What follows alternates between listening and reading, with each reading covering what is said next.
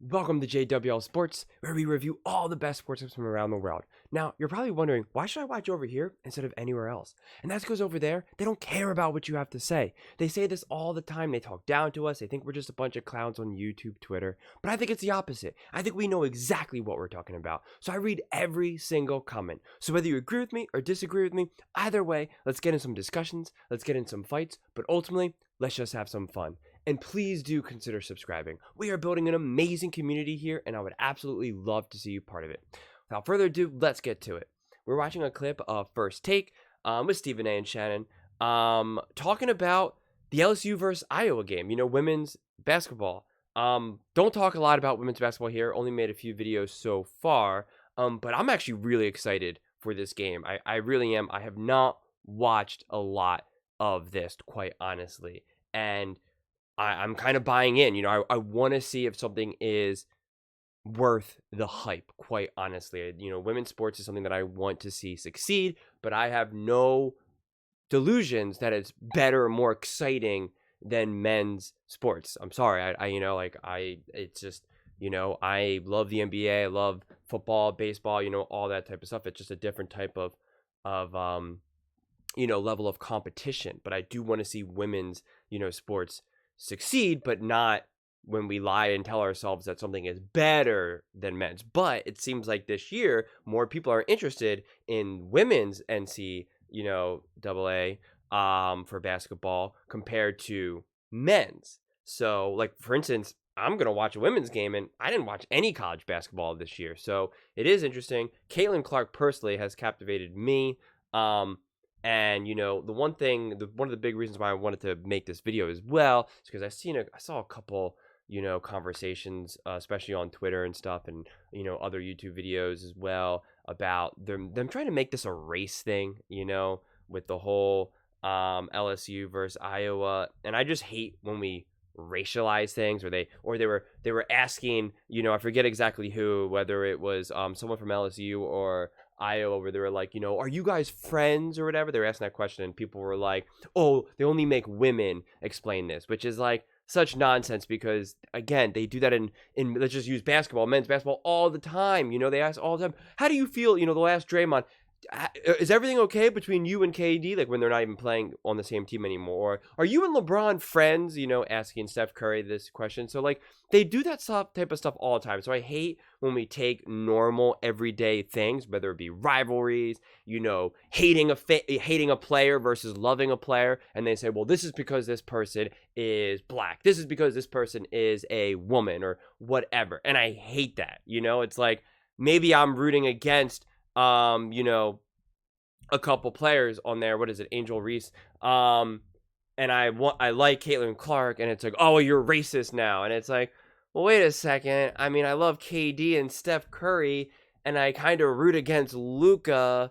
So which is it? Am I like only racist towards, depending on whether a male or female? I don't know what to say that. So I hate when we bring race and gender and all this. Like, when I watch this basketball game, I'm going to try not to look at it through, I'm watching women play basketball. I'm just watching people play basketball. And I'm just curious, what is this, going to feel like? But I just hate when we try to add these extra layers on top of it that need not be there. So sorry for the long beginning, because I just wanted to get that off top, because I'm not curious how they're going to break this down.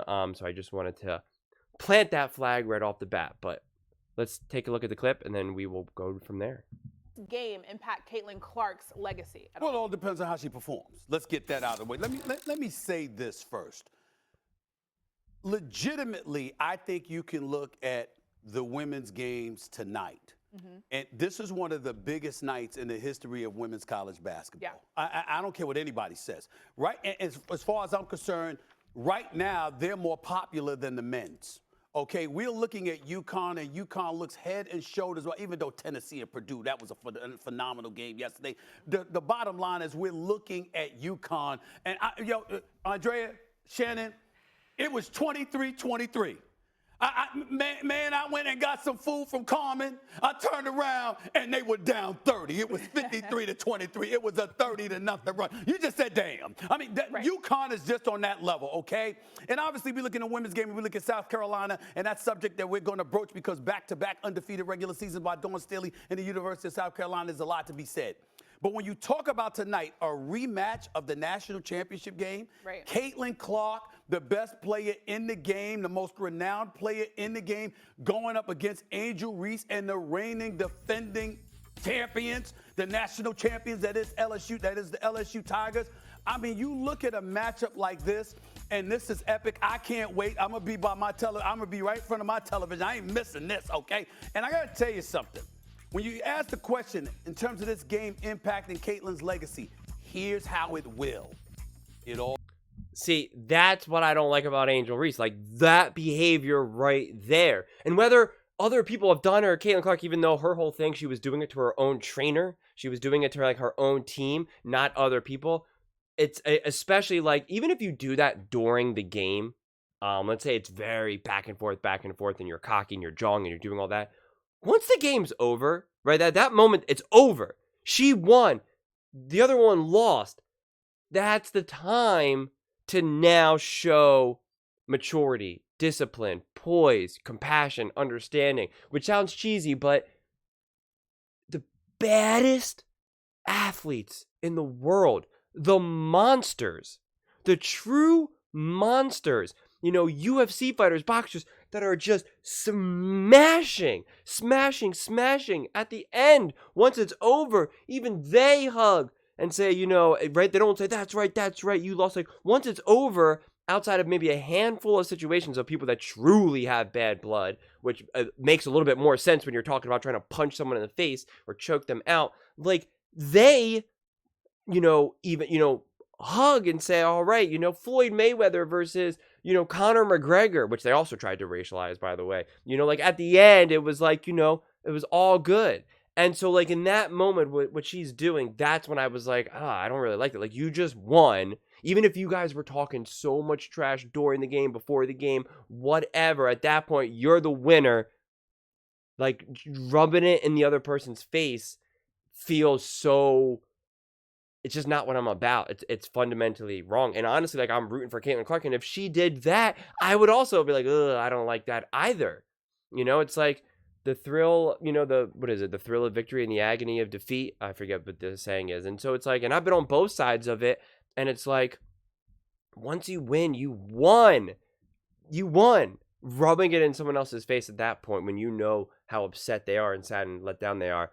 It's just, I don't love that look. And so that's why I personally don't like Angel Reese. And again, that's the beauty of sports. Sometimes you root for someone, you root against someone based off of such little information. Seriously, I mean, it's like, it doesn't take more than that at that point, right? It's just like, okay, I'm rooting for this person now because I'm only so invested. And that's okay. That's, how many times are you rooting for other teams and you don't even know why? You're like, oh, I'm rooting for Minnesota versus Detroit, you know, for football. And you're just like, why? I don't know, man. I just want to see Detroit win this year. Like, it's just like, you just make things up a lot of times. All depends on how she plays. No effect on her whatsoever if she plays lights out, but they lose, okay? Of course, it would mean the world if she wins, Andrea, Shay, but she can't stink up the joint. She can't go up against LSU. Last year, 9 of 22 shooting from the field, 8 of 19 from three-point range, 30 points, 8 assists. Wasn't a bad showing, but they still got drubbed. They lost by 17 in the national championship game to LSU. If you just don't have the team, you just don't have the team. We get that. But you, the person that's been compared to the Cheryl Millers, the Diana Taurasi's, the Breanna Stewarts of the world, and others, you can't show up in a game of this magnitude, this rematch tonight, and stink up the joint. Caitlin Clark has to show up. She has to play at an elite level. If she wins or loses, but she plays at an elite level, it's not going to matter. If she stinks up the joint and they lose, that definitely will affect her legacy in terms of the comparisons that we thrown out there, y'all. She's always going to be an elite scorer, but legacy as far as impact goes, it could hurt her if she plays poorly. If she plays great and they win, it helps her legacy. So this is where I disagree. I don't think it hurts her legacy. I think when you reach the level and popularity that Caitlin Clark has, it doesn't hurt her legacy if she loses, but it can help if she wins. There's definitely some circumstances where if you lose, your legacy can take a hit, right? But I feel as though she reached such transcendent levels of popularity that has literally transcended, just women's sports and went into men's and, and having people like me say, hey, I want to watch this. I want to see, how she plays, and seeing it all on Twitter and YouTube and all of these types of things, that if she loses, when you're someone as popular as Caitlin Clark, losing is more quickly forgotten. Whereas winning in this situation gets magnified and amplified, and, it's the ruthlessness. But if she loses, maybe if she then plays in the WNBA and continues to not be able to win a championship, or she's plays poorly in multiple championships or playoff rounds, then they could start saying that that's a narrative for her, that she can't stand the heat or whatever. But if she goes into the WNBA, balls out, wins some rings, whatever, it just doesn't matter. I mean, seriously, it really doesn't matter. When people talk about Michael Jordan, for instance, they really just talk about what happens. Everyone just talks about 6 for 6. I mean, no one talks really about, you have some times you see highlights or the North Carolina blue, the short shorts and stuff, but no one's really talking about that. And that's Michael Jordan. LeBron James didn't even play college and no one cares. And if LeBron James balled out and won a championship or didn't win a championship, it just really wouldn't matter, right? It's like the haters would say, oh, well, LeBron didn't win a championship in college. And if he won, people would say, so who cares? He won in college. It all depends on who you're talking to at the time. So I like to take this more general sense of it all and just be like, listen, this will not hurt her legacy if she loses. People like this on this show will have a conversation because they just want the content. Does this hurt her legacy? Yes or no? And they just want the content. But if she wins, doesn't matter. If she loses, doesn't matter. I mean, yes, if she has an epically terrible night, goes 1 for 30, or it's just something outrageous, then maybe. And like I said, if she goes into the WNBA and just consistently poorly performs in these big moments, then maybe people will start to, construct that narrative. But I'm just not seeing something that she has just reached too high of a level of popularity where losing in, a game like this, that a lot of people only see an individual player having so much control, especially when it's one and done. If it was a series, then you could maybe make the argument, right? If she just played poorly for 4 straight games, or, whatever the series ended up being, then you could maybe make that argument. But for a one and done type thing, right? Let's say she balls out or just plays pretty well, and then they lose to a buzzer beater, they still lose by 10 points, 12, 15 points. It's it's like her, the last time they faced, they put up 30 points. She was, I forget the exact, what was it, 9 for 18 from 3. It's I don't know, what else do you want her to do? So I just don't see it as, quote unquote, hurting her legacy necessarily. I really, really don't. So those are just my thoughts. I would absolutely love to hear yours. Please let me know them in the comments below. As I said, I read every single comment, so whether you agree or disagree with me, either way, let's have some fun. And please don't forget to subscribe. We are building such an amazing community here. And, I want to build something that we all genuinely feel connected to, something that we're really excited to be part of. And I think we're really well on our way to doing it. We're so close to almost getting 2,000 subscribers, and we've only been doing this for a few months. So it's been pretty amazing. And I really hope to have this continue to grow. Thank you all so much, and see you next time.